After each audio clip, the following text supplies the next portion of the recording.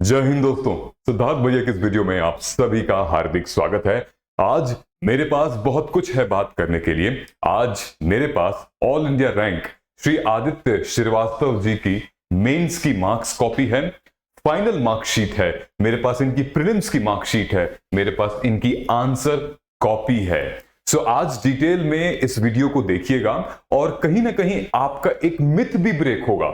जो मिथ आप पाल के रखे हैं, जो भ्रम आप पाल के रखे हैं, जो जो कोचिंग इंस्टीट्यूट्स में भी शायद आपको डराती हैं या फिर आप अंदर से डरे बैठे हैं, वो सब कुछ कहीं ना कहीं एक क्लैरिटी मिलेगी आपको। तो प्लीज सब्सक्राइब कर लो भैया, नेता वाला काम मत करिए, इस वीडियो को सब्सक्राइब करिए ताकि मुझसे रिलेटेड, आपको पता ही है कि मैं मेंटोरशिप से रिलेटेड स्ट्रैटेजी सेशंस ले आता हूं। और ये जो यूपीएससी 2023-24 का रिजल्ट आया है ना, एक एक पॉइंट पर मैं आपको हर एक स्ट्रैटेजी वीडियो बताऊंगा, चाहे वो मार्क्स से रिलेटेड हो या ऑप्शनल से, रैंक से, किसी की जर्नी, किसी की स्ट्रैटेजी, कहां कोई फेल हुआ, कैसे कोई पास हुआ, किसी का बैकग्राउंड, सब कुछ हम बताएंगे। तो लाइक, शेयर, सब्सक्राइब जरूर करिएगा।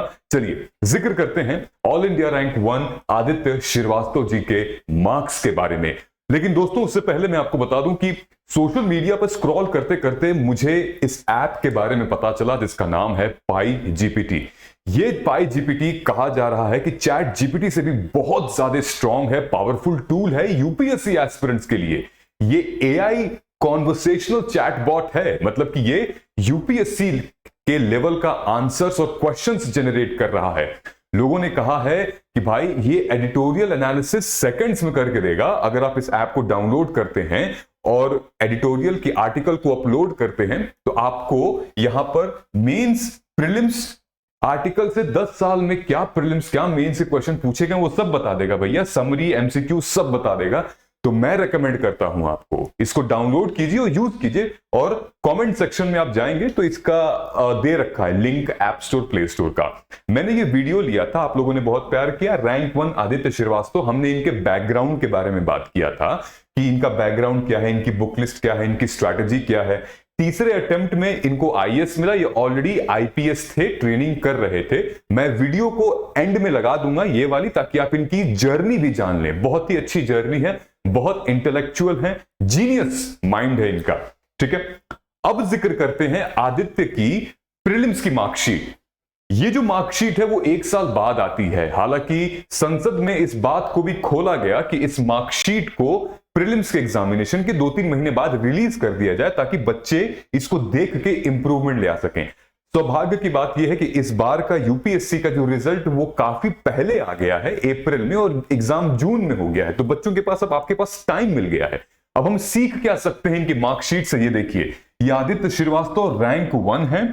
पेपर 1 में जो जीएस का पेपर 1 होता है प्रीलिम्स का, उसमें इनको 89.56 स्कोर मिला है, मतलब कि 200 में से 89.5। टोटल इन्होंने जो 100 में से सवाल सही किए हैं वो 45 क्वेश्चंस इन्होंने ठीक किया है प्रीलिम्स में। ठीक है, और साथ में सीसैट में इन्होंने 87.5। सीसैट इनका बहुत ही बढ़िया गया है, मतलब धांसू सीसैट गया है इस बार। और सीसैट पहले कॉपी चेक होती है, यहां ये क्वालिफाई हो गए, फिर यहां पर आ गए। जब मैंने हम लोगों ने इनकी वीडियो की थी तो इनका कहना था कि मेरा शायद 94 तक आ जाएगा, लेकिन 89 इनका स्कोर आया है। अब आप लोगों के लिए यहां लेसन ये है कि टेस्ट सीरीज में जब आप 40, 45, 35 इतने क्वेश्चंस अटेम्प्ट करते हो तो आप परेशान हो जाते हो, यार मैं 100 में से इतना ही अटेम्प्ट कर पाया। आप खुद देखिए जो रैंक 1 है उनका टोटल स्कोर कितना है, 89.5, मतलब लगभग उन्होंने 45 क्वेश्चन 100 में से ठीक किए हैं। इनफैक्ट दोस्तों टॉपर भी नहीं कर पाता है 100 में से 100 यार। तो आप प्लीज 45 क्वेश्चन अगर आप सही कर रहे हैं, या फिर अगर आप लगभग 50 क्वेश्चन ठीक कर रहे हैं, तो कहीं नहीं गया आपका। ठीक है, सो यहां पर लगभग मेरे ख्याल से 90 इनका होगा। अब आइए थोड़ा सा हम आगे देखते हैं इनके मेंस की मार्कशीट। मेंस की मार्कशीट में हम ध्यान देने वाला है, लेकिन सीसैट को प्रिपेयर करना होगा। और जब ये वाला रिमार्क आपको आता है ना तो दिल खुश हो जाता है कि qualified for CSC mains examination 2023। अब आगे चलते हैं। आगे जब इन्होंने एग्जाम दिया, देखिए 89.56 इनका मार्क्स था और प्रीलिम्स की कट ऑफ कितनी थी जनरल कैटेगरी की 75.41, जो कि काफी ज्यादा है। मतलब ये कम है और इनका मार्क्स काफी ज्यादा था। अब हम लोग आगे आते हैं। अच्छा, ये स्कैन था वो पाईजीपीटी के लिए, आप इसको स्कैन कर लीजिएगा वीडियो पॉज करके और आप आगे बढ़ जाइएगा। अब सबसे इंपॉर्टेंट हमारा आता है इनकी मार्कशीट। मैंने इनकी मार्कशीट को AIR 1 2022 के मार्कशीट यानी कि इशिता किशोर की मार्कशीट से भी कंपेयर किया है इधर, लेकिन पहले इनकी मार्कशीट के बारे में बात करते हैं। ठीक है, बहुत कुछ सीखने को आपको मिलेगा आज, जैसे कि ऐसे आपको पता है 250 मार्क्स का ये पेपर होता है सारा, आउट ऑफ 250 ऐसे में इनका 117 है। ठीक है, 117 ये एक एवरेज मतलब अच्छा स्कोर है, अच्छा स्कोर है। जनरल स्टडीज भी ये एक एवरेज स्कोर है। ठीक है, 104 इनको मिला है। अब हम बात करते हैं जीएस पेपर 2 की। ठीक है, 2 जो हमारा पॉलिटी वाला है, ये बहुत ही ज्यादा अच्छा स्कोर है, 132 काफी अच्छा स्कोर है, 130 पॉइंटर्स प्लस जाना। फिर अब हम आते हैं इकोनॉमिक्स वाले, जीएस पेपर 3 है उसमें 95 है। ये पेपर हमेशा से लो स्कोरिंग रहा है। इसमें अगर आप बहुत ज्यादा इस पेपर में अगर अपना टाइम आप डालते हैं तो रिजल्ट उतना बेनिफिट नहीं मिल पाता है। इनका इनफैक्ट बैकग्राउंड भी था इकोनॉमिक्स का, लेकिन फिर भी इतने इंटेलेक्चुअल ब्रेन को फिर भी 95 मिला है। तो आप सोचिए कि आपको फोकस कौन कौन से जगह पे करना है।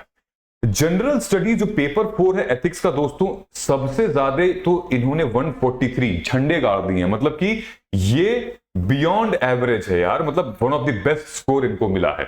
तो और रही बात ऑप्शनल की, इनका ऑप्शनल 300 प्लस है।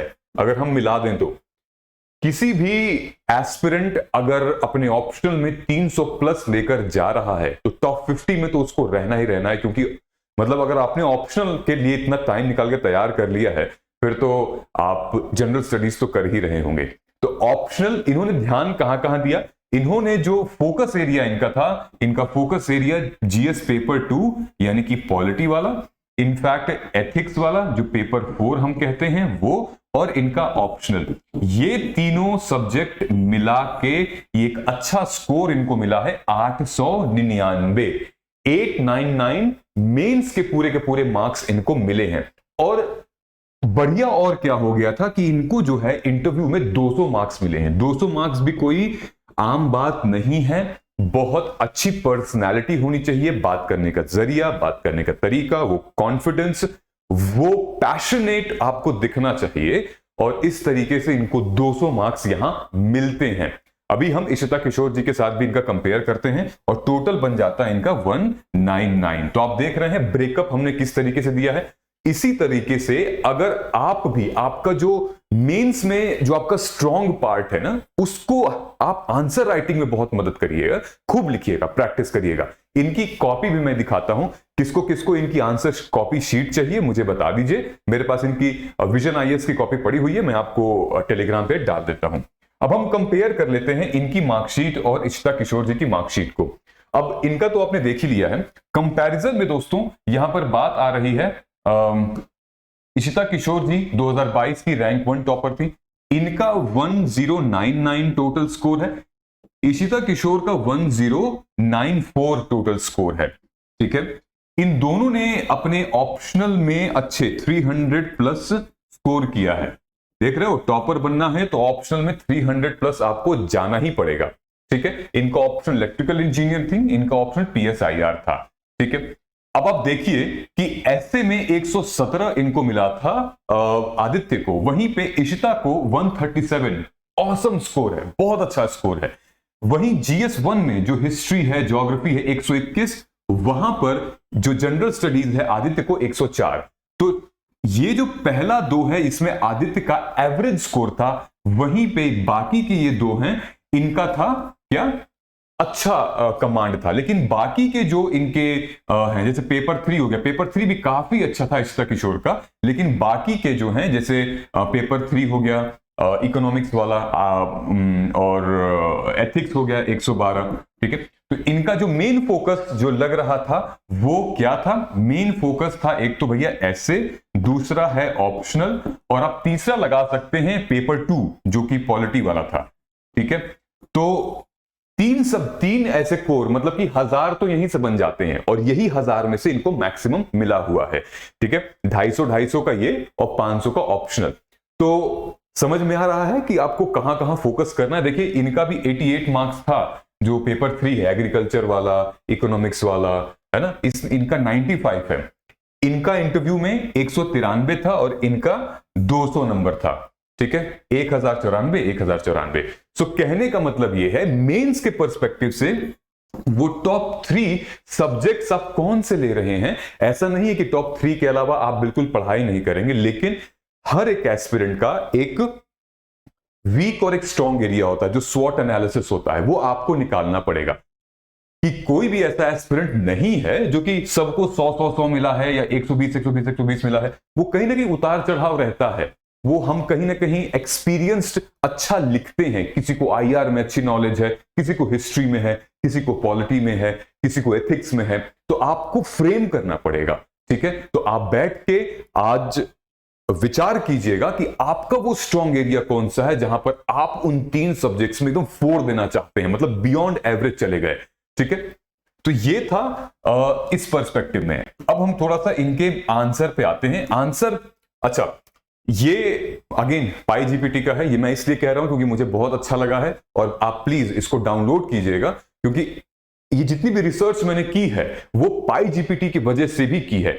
ये ऐप आपके मोबाइल फोन में तो डाउनलोड हो ही जाएगा, ये आपके डेस्कटॉप में भी हो जाएगा और एक पिज्जा के दाम से भी कम में मंथली सब्सक्रिप्शन है इसका 299।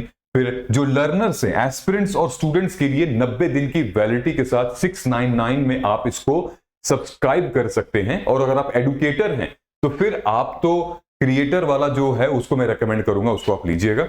ठीक है, आइए इनका आंसर देखते हैं। इनका आंसर भी बहुत अच्छा था, बहुत ही ज्यादा अच्छा आंसर लिखा है और इनके आंसर की एक झलक मैं आपको दिखा देता हूं। जैसे मान लीजिए ये इन्होंने एक ऐसे लिखा है।